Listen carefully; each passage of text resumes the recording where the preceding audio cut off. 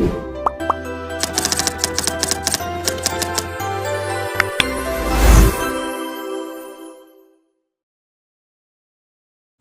tackling about the 7 common ship stress. Number 1, longitudinal stress.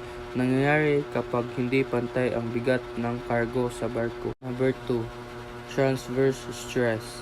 Nangyayari kapag may malakas na hangin o alon sa gilid ng barko.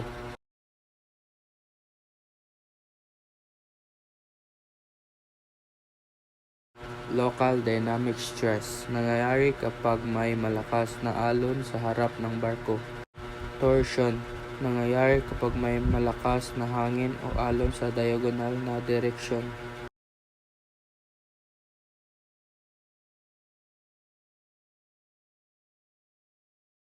Water pressure.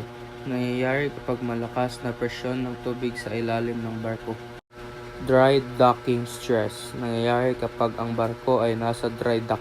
Vibration stress. Nangyayari kapag malakas na vibration sa makina ng barko.